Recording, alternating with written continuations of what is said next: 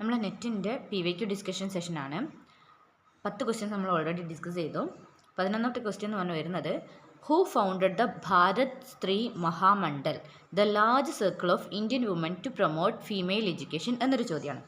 ചോദ്യം അർത്ഥമാക്കുന്നതെന്ന് വെച്ചാൽ നമ്മുടെ ഇൻഡിപെൻഡൻസ് പീരീഡിൽ, അതായത് ഫ്രീഡം മൂവ്മെൻറ്റ്സ് ഒക്കെ നടന്നുകൊണ്ടിരിക്കുന്ന ആ കാലഘട്ടത്തിൽ ഫീമെയിൽ എഡ്യൂക്കേഷൻ പ്രൊമോട്ട് ചെയ്യാൻ വേണ്ടിയിട്ട് ഭാരത് സ്ത്രീ മഹാമണ്ഡൽ എന്ന പേരിലുള്ള ഒരു ഓർഗനൈസേഷൻ ഫൗണ്ട് ചെയ്തതാരാണ് എന്നാണ് ചോദിക്കുന്നത്. ആ ബ്രാക്കറ്റിൽ കാണുന്നത് അതിൻ്റെ ഒരു ഇംഗ്ലീഷ് അർത്ഥം പോലെ തന്നെ ഒരു ടേമാണ്. അതായത് ഭാരത് എന്ന് പറഞ്ഞാൽ ഇന്ത്യ, സ്ത്രീ എന്ന് പറഞ്ഞാൽ വിമൻ, മഹാമണ്ഡൽ, മഹാ എന്ന് പറഞ്ഞാൽ ലാർജ് ആണെന്ന് നമുക്കറിയാം, മണ്ഡൽ എന്ന് പറഞ്ഞാൽ സർക്കിളാണ്. ആക്ച്വലി നമ്മുടെ ഈ നഗരം, മണ്ഡലം എന്നൊക്കെ പറഞ്ഞിട്ട് നമ്മുടെ നാട്ടിൻ പുറത്തിൻ്റെ അഡ്മിനിസ്ട്രേറ്റീവ് ഡിവിഷൻ പഠിക്കുമ്പം ഈ ടേം നമ്മൾ കാണും, മണ്ഡൽ. മണ്ഡൽ എന്ന് പറഞ്ഞാൽ ആ ഒരു സർക്കിൾ, ആ ഒരു ചുറ്റുപാട്, അതിനെ തന്നെയാണ് പറയുന്നത്. അപ്പോൾ അതാണ് ഭാരത് സ്ത്രീ മഹാമണ്ഡൽ അഥവാ the large circle of Indian woman എന്ന് പറഞ്ഞിട്ടുള്ളത്. നെറ്റിൻ്റെ ക്വസ്റ്റ്യൻ പഠിക്കുമ്പോൾ നമ്മൾ പഠിക്കുന്ന സമയത്ത് ചെയ്യേണ്ട ഒരു കാര്യമാണ്, ഇത് ഏത് ഏരിയയിലേക്കാണെന്ന് ലൊക്കേറ്റ് ചെയ്യാൻ ശ്രമിക്കുക, എന്താ ഇവർ ഉദ്ദേശിക്കുന്നത് എന്ന് ചിന്തിക്കാൻ ശ്രമിക്കുക. അതിൽ ഈ ഒരു ക്വസ്റ്റ്യൻ എന്ന് പറയുന്നത് മോഡേൺ ഇന്ത്യയിലെ ഇൻഡിപെൻഡൻസ് ഫൈറ്റിൻ്റെ സമയത്തുള്ള റീഫോം മൂവ്മെൻറ്റുകളുടെ ഏരിയയിലാണ് വരുന്നത്. നിലവിലുള്ള ചട്ടക്കൂടുകളെ പൊളിച്ചെഴുതുന്ന റിഫോമിസ്റ്റ് മൂവ്മെൻറ്റ്, അതും വിമൻ റിഫോമിസ്റ്റ് മൂവ്മെൻറ്റ്, അങ്ങനെ നമുക്ക് ഇതിനെ ഡിവൈഡ് ചെയ്ത് ഏറ്റവും കോറായിട്ട് അല്ലെങ്കിൽ ഏറ്റവും താഴേക്കടയിൽ ഏത് സെഷനിലാണെന്ന് നമുക്ക് കണ്ടുപിടിക്കാൻ പറ്റും. ഈ ക്വസ്റ്റ്യൻ ഇതാണ്, who founded the Bharat Stri Mahamandal the large circle of Indian woman to promote female education? ചോദ്യം, ഉത്തരം സരള ദേവി ചൗധരി എന്നാണ്. അടുത്ത ക്വസ്റ്റ്യൻ എന്ന് പറയുന്നത് arrange the following Chishti Sufis in chronological order എന്നുള്ളതാണ്. ഇതിൻ്റെ ആൻസർ ഓപ്ഷൻ സി ആണ്. അപ്പോൾ നമ്മൾ മുന്നേ ചെയ്തതുപോലെ തന്നെ ക്വസ്റ്റ്യൻസിൻ്റെ ആൻസർ ഡിസ്കഷൻ നമുക്കൊന്ന് നോക്കാം. ഇവിടെ കാണാൻ പറ്റും 11th ക്വസ്റ്റ്യൻ്റെ ആൻസർ സരള ദേവി ചൗധരി, 12th ക്വസ്റ്റ്യൻ്റെ answer arrange the following Chishti Sufis in chronological order Sheikh Nizamuddin Auliya, Khwaja Moinuddin Chishti, Sheikh Nasiruddin Chirag, Sheikh Fariduddin Ganj e Shakar. ഈ 4 പേരിൽ ആരാണ് ആദ്യം ഉണ്ടായ ചിഷ്തി, പിന്നെ ഉണ്ടായത് ആരാണ് എന്നാണ് ചോദിക്കുന്നത്. ചിഷ്തി സൂഫീസ് എന്ന് പറയുന്നത് സൂഫിസത്തിലെ ഒരു ഡിവിഷനിൽ ഒരെണ്ണമാണ് ചിഷ്തി എന്ന് പറയുന്നത്. അതിലെ 4 ചിഷ്തി സൈൻസ് അഥവാ അതിൻ്റെ പ്രൊപ്പഗേറ്റേഴ്സ് ആരൊക്കെ ആയിരുന്നു എന്നാണ് ഡിസ്കസ് ചെയ്യുന്നത്. അതിൽ അവരുടെ ഓർഡർ, ആദ്യം ആരാ ഉണ്ടായിരുന്നു പിന്നെ ആരാ ഉണ്ടായിരുന്നു എന്നാണ് ചോദ്യം. അതിൻ്റെ ഓർഡർ എന്ന് പറയുന്നത് BDAC എന്നാണ്. അതായത് ആദ്യമുണ്ടായത് ഖ്വാജ മൊയിനുദ്ദീൻ ചിഷ്തി, അവരാണ് ഇത് ഫോം ചെയ്യുന്നത്. ഇതെന്ന് പറയുന്നത് ഒരാൾക്ക് ശേഷം ഒരാൾ എന്നുള്ള രീതിയിൽ സക്സസേഴ്സ് ആണ് എന്ന് തെറ്റിദ്ധരിക്കരുത്. ഈ തന്ന 4 ഓപ്ഷനിൽ ആരാദ്യം പിന്നീട് ആര് എന്നാണ് പറയുന്നത്. First one Khwaja Moinuddin Chishti, second one Sheikh Fariduddin Ganj e Shakar, third one Sheikh Nizamuddin Auliya, ആ പേര് കുറച്ചുകൂടി നമ്മൾ ഫെമിലിയർ ആയിട്ടുള്ളൊരു പേര് കൂടിയാണ്, and fourth one Sheikh Nasiruddin Chirag. ഇത്രയും ചിഷ്തി സൂഫീസിനാണ് ഇവിടെ തന്നിട്ടുള്ളത്. ഈ ക്വസ്റ്റ്യൻ വൈസ് ഇവരുടെ ക്രോണോളജിക്കൽ ഓർഡർ വരുന്നത് ഇതാണ്.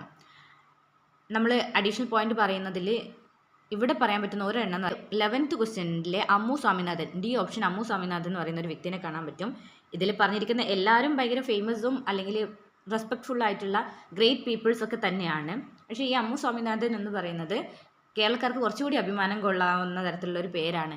അന്നത്തെ കാലത്തിലെ വലിയൊരു റിഫോമിസ്റ്റ് മൂവ്മെൻറ്റ് നടത്തിയൊരു വ്യക്തിയാണ്. വിമൻ എംപവർമെൻറ്റിന് വേണ്ടി കുറേ വർക്ക് ചെയ്ത ആളൊക്കെയാണ്. പക്ഷെ നമുക്ക് കുറച്ചുകൂടി എളുപ്പത്തിൽ അറിയാൻ പറ്റുന്നത് എങ്ങനെ പറയുമ്പോഴാണെന്ന് പറഞ്ഞാൽ ഇവരുടെ മക്കളിലുള്ള കുറച്ച് ആൾക്കാരെന്ന് പറഞ്ഞാൽ ഭയങ്കര ഫേമസ് ആണ്. 4 മക്കളാണ്.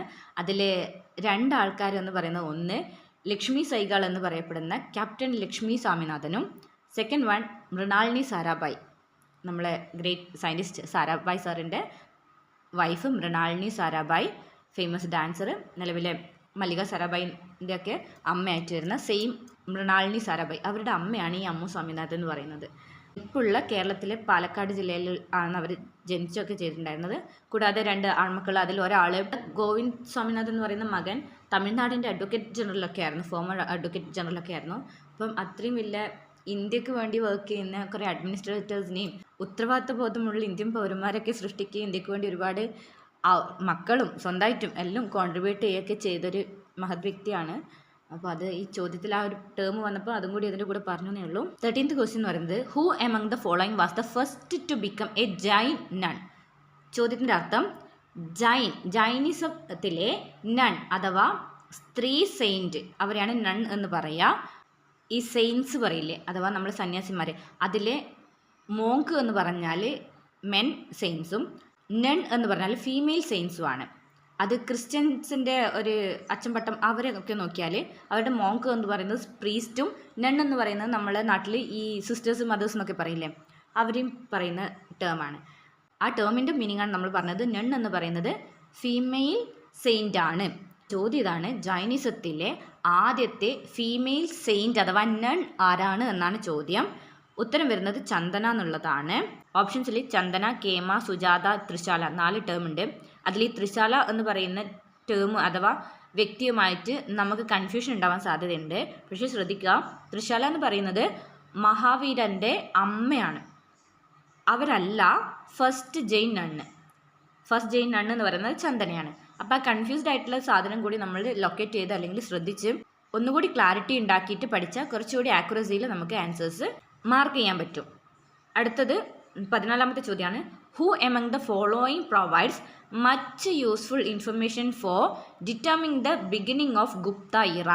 ഗുപ്ത ഇറയുടെ തുടക്കത്തിനെ കുറിച്ചിട്ട് അല്ലെങ്കിൽ ഏത് കാലഘട്ടത്തിലാണ് ഗുപ്ത ഇറ ഉണ്ടായത് എന്നുള്ളതിനെ കുറിച്ചിട്ട് കൃത്യമായ ഇൻഫർമേഷൻ തരുന്നത് ആരാണ്? കുറച്ചുകൂടി ക്ലാരിറ്റി ഇല്ല അല്ലെങ്കിൽ ആക്യുറേറ്റ് ആയിട്ടുള്ള ഉത്തരം തരുന്നത് ഏത് റൈറ്ററാണ്, ഏത് ഹിസ്റ്റോറിയൻ ആണ് എന്നാണ് ചോദ്യം. ഓപ്ഷൻസ് ഫാഹിയാൻ, ഹുവാൻസാങ്, അൽ മസൂദി, അൽ ബറൂണി. ഇവിടെ 2 ചോദ്യത്തിൻ്റെ ഉത്തരം കാണാൻ പറ്റും. അതിൽ 14th ക്വസ്റ്റ്യൻ്റെ ആൻസർ എന്ന് പറയുന്നത് അൽ ബറൂണിയാണ്. ബാക്കിയുള്ള 3 പേരും ഗുപ്ത ഏജിനെ കുറിച്ചിട്ട് എഴുതിയിട്ടുണ്ടെങ്കിലും അതിൽ മച്ച് യൂസ്ഫുൾ ആയിട്ടുള്ള ഏറ്റവും ആക്യുറേറ്റ് ആയിട്ടുള്ള അല്ലെങ്കിൽ നമുക്ക് കുറച്ചുകൂടി റിലയബിൾ ആയിട്ട് എടുക്കാൻ പറ്റുന്നതായിട്ടുള്ള കാലഘട്ടം എന്ന് പറഞ്ഞാൽ ഗുപ്ത ഇറ തുടങ്ങിയ കാലഘട്ടം ഏതാണ് എന്ന് പറഞ്ഞിരിക്കുന്നത് അൽ ബറൂണി ആണെന്നാണ് പറഞ്ഞിട്ടുള്ളത്.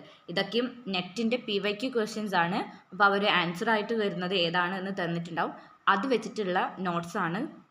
സോ ഇത് അങ്ങനെയാണോ എന്നൊക്കെ ക്വസ്റ്റ്യൻസ് നമ്മുടെ മൈൻഡിൽ വരുമ്പോൾ അതിനെക്കുറിച്ച് കൂടുതൽ റിസർച്ച് ചെയ്യുക, പഠിക്കുക.